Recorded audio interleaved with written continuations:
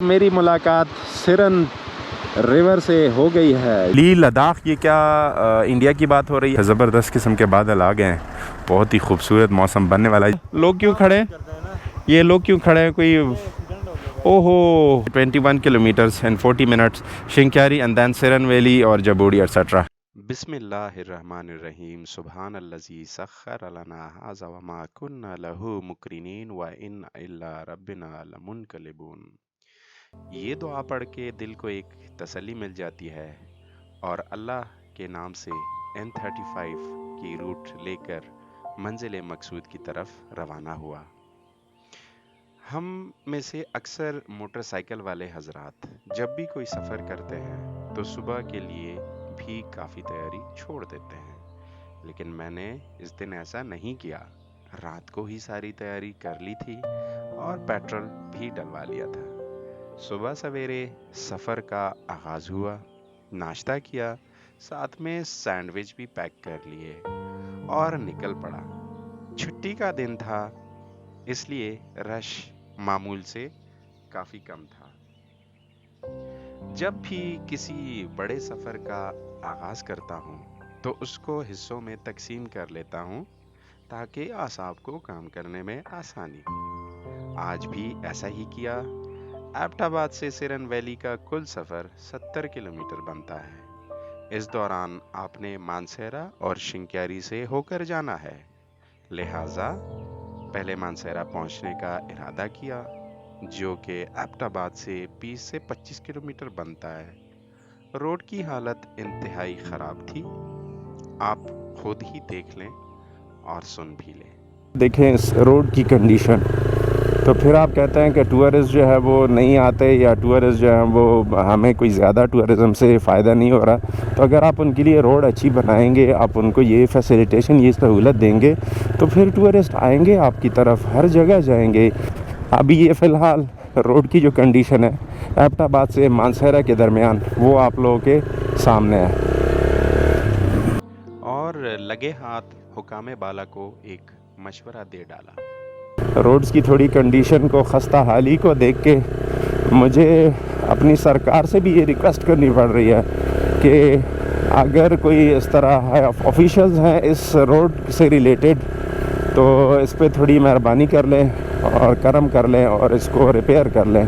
जो इसकी हालत है, जो जहाँ पे जाए, अगर स्लोप है तो भी रोड ख़राब है और अगर कोई चढ़ाई है तो भी रोड ख़राब है। जगह जगह पे ये पैचेस हैं, कुछ बेहतर है लेकिन जगह जगह पैचेस हैं। अपना जो फ़ोन था, ये फ़ोन मैंने गूगल मैप के लिए लगाया था, तो ये होल्डर से मैंने निकाल लिया क्योंकि फ़ोन के गिरने का कोई 1000% उसके चांसेस थे। मैंने सोचा ये फ़ोन टूट के होल्डर से और नीचे गिर जाएगा तो इससे हाथ ना धो बैठो, तो बेहतर ये है कि ऐसे कर लो भाई साहब, इसको टाइम से निकाल लें। ये इसको रोड कहते हैं, इसको तो रोड नहीं कहते। चलें जी, कहीं एक पानी का एक बहाव हमें मिल गया, वाटर क्रॉसिंग छोटी सी मिल गई, लेकिन खुश होने की ज़रूरत नहीं है, शायद वो कोई सर्विस स्टेशन से पानी आ रहा था। ये वेलकम टू मानसेरा, जी हाँ, वेलकम टू मानसेरा। और शायद इधर थोड़े हालात ठीक हुए हों रोड के मानसेरा की तरफ, लेकिन एबटाबाद से यहाँ तक आते आते मेरे कुलमेर आला शनेकड़े। यहाँ पहुँच के सड़क को भी मुझ पे रहम आया और थोड़ी बेहतर हो गई, लेकिन तमाम तर मुश्किलात और ख़राब सड़क को बालाए ताक रख कर सफ़र जारी रखा।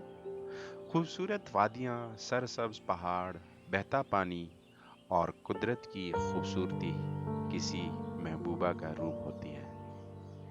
तो ये सब पाने के लिए छोटी मोटी कुर्बानियाँ तो देनी पड़ती हैं और बिलाखिर मानसेरा पहुंच आया। एक तो मानसेरा में माशाल्लाह से इतने ट्रैक्टर हैं कि मैं कोई 5 मिनट से वेट कर रहा हूँ कि भाई ये ट्रैक्टर चले जाएं ताकि आप लोगों तक ज़्यादा शोर ना जाए। अच्छा व्यूअर्स, खैर ऐसा है कि अभी मैं मानसेरा में, ये सामने बाईपास है जो कि आपको बालाकोट का आगान नारायण, ये रास्ते से भी आप शिंक्यारी निकल सकते हैं, लेकिन ये वाला रास्ता है N35 का। मैं गूगल बाबा से पूछ रहा था, मुझे गूगल बाबा बता रहा है आप मानसेरा में हो और 21 किलोमीटर आपके शिंक्यारी तक लगने हैं, 40 मिनट्स लगने हैं, और मैं यही N35 वाली जो रूट है ये लेके और शिंक्यारी मुझे पहले पहुंचना है। ये वीवर्स यहाँ तक शिंक्यारी तक बस, और ये जो टोटल डिस्टेंस है 21 किलोमीटर्स 40 मिनट्स है। आशीष टिप्पणी ये है कि मैं मानसेरा में हूँ और मानसेरा में मैंने इनसाइड सिटी वाला रूट ले लिया बिकॉज़ ऑफ संडे। तो संडे की वजह से मैं अंदर से जा रहा हूँ और फिर जो है आगे मुझे शिंक्यारी की तरफ जाना, जो कि अराउंड गूगल मैप मुझे शो कर रहा है 38 मिनट्स और 21 किलोमीटर्स। तो ये है मानसेरा के सिटी के मनाजिर। आप वैसे बाहर शाराय कराकोरम से भी जा सकते हैं, वहाँ से भी ज़बरदस्त आपको रोड मिल जाएगी। यानी ज़बरदस्त तो मैं कुछ नहीं कह सकता कि रोड ज़बरदस्त होगी या नहीं होगी, मतलब एक रूट आपको मिल जाएगा।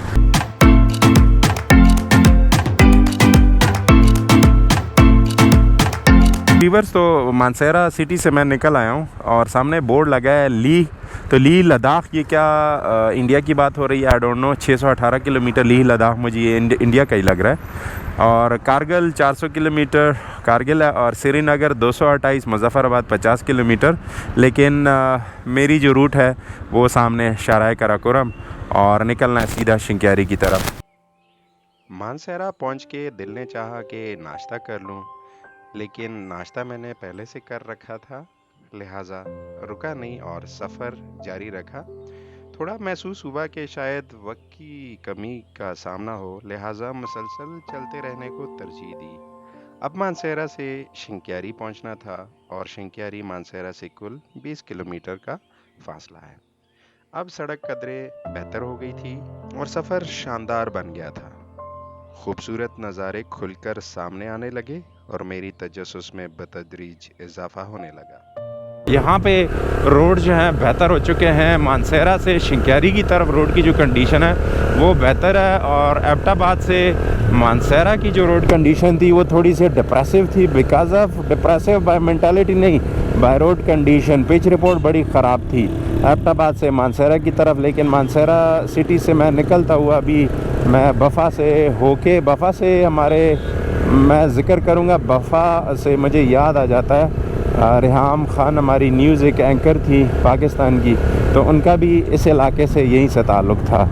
तो चलें जी, शिंक्यारी आई थिंक हाफ वे है मेरे, और बहुत अच्छा रह गया। अभी यहाँ पे रोड की कंडीशन ऐसी है जैसे आप पेशावर से एबटाबाद आते हैं हसन अब्दाल के बाद, तो वैसा का वैसा मुझे फ़ील हो रहा है।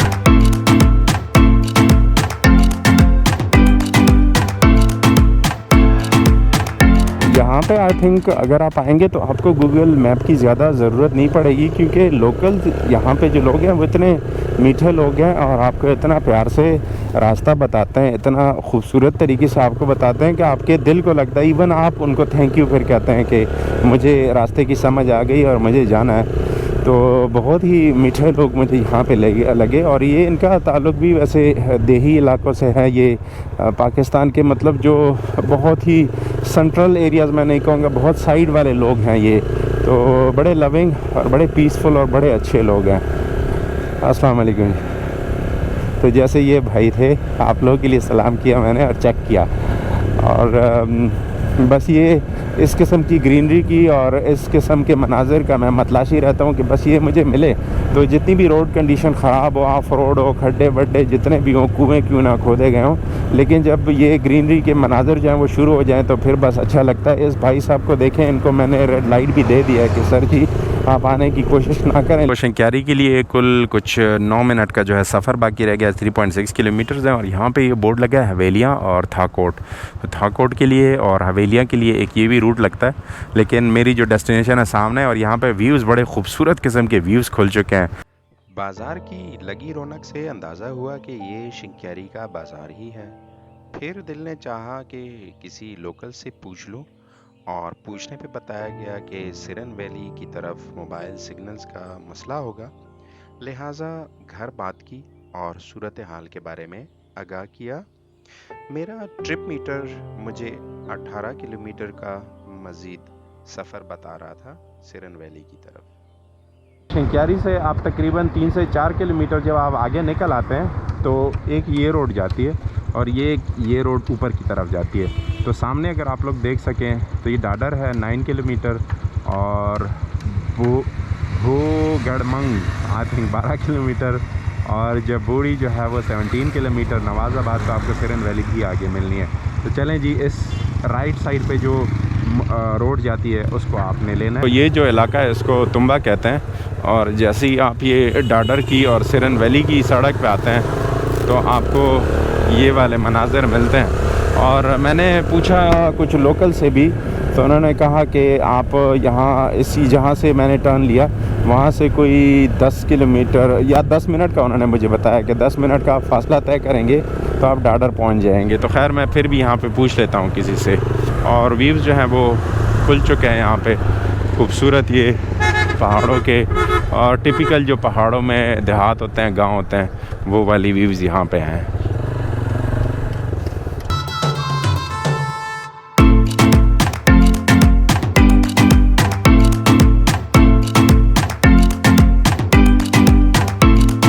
यहाँ पे एक सुम झील है, तो उधर मैं प्लान कर रहा हूँ कि मैं उधर जाऊँ, फिर मैं वहाँ से प्लान बनाऊँ सिरन वैली की तरफ, और सिरन वैली के अलावा जबोड़ी भी ट्राई कर रहा हूँ कि वहाँ मैं चला जाऊँ।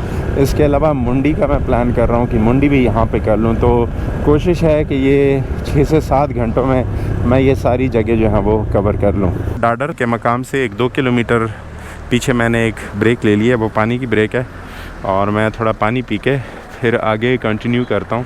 बादल बड़े ज़बरदस्त किस्म के बादल आ गए हैं, बहुत ही खूबसूरत मौसम बनने वाला है। जैसे कि मैंने बताया था कि 11 बजे के बाद यहाँ पे हल्की फुल्की बारिश का इम्कान है, लेकिन उस इम्कान को फेस करने के लिए मैंने छतरी का बंदोबस्त किया हुआ है ऑलरेडी। आखिरकार मेरी मुलाकात सिरन रिवर से हो गई है। जी हाँ, ये सिरन वैली का पानी ही यहाँ पे बह रहा है, ये वहाँ ऊपर से आता है और ये सिरन रिवर है। तो इससे फाइनली मेरी मुलाकात हो गई है। और ये सामने के लश ग्रीन पहाड़, ऊपर बादल छाए हुए, और ये सामने की सड़क ये डडर को जाती है।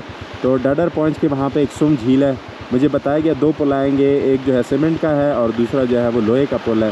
तो वहाँ पे सुम झील भी देखेंगे। और ये जी पुल यहाँ पे आ गया, मैं पुल पे ट्राई करता हूँ। यूनियन काउंसिल सुम, जी बिल्कुल सुम ही है ये जगह। मैं इसको सिम कहता था लेकिन ये सुम है। तो सिम बड़ी ज़बान ज़द आम है, तो इसलिए अच्छा इस ब्रिज को बंद किया हुआ है। Anyhow government high school सुम। और मुझे डडर पूछना है लोकल से कि क्या किया जा सकता है। भाई ये मैंने पूछना था, डडर का इलाका यही है?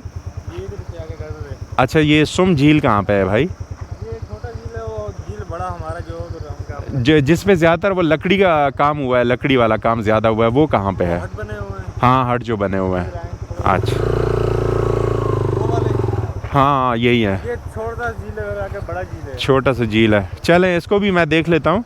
इसको रास्ता यही जाता है? अच्छा यही रास्ता जाता है, बड़ा दूर गया उधर।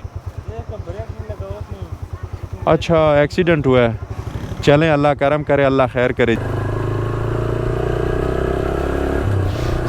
यहाँ पे वीवर जो झील है वो झील देखते हैं, छोटी सी झील है, बिल्कुल यही झील है। और डडर की ये झील है तो 2 झीलें, एक ये है और एक आगे का बता रहे हैं कि एक आगे भी है।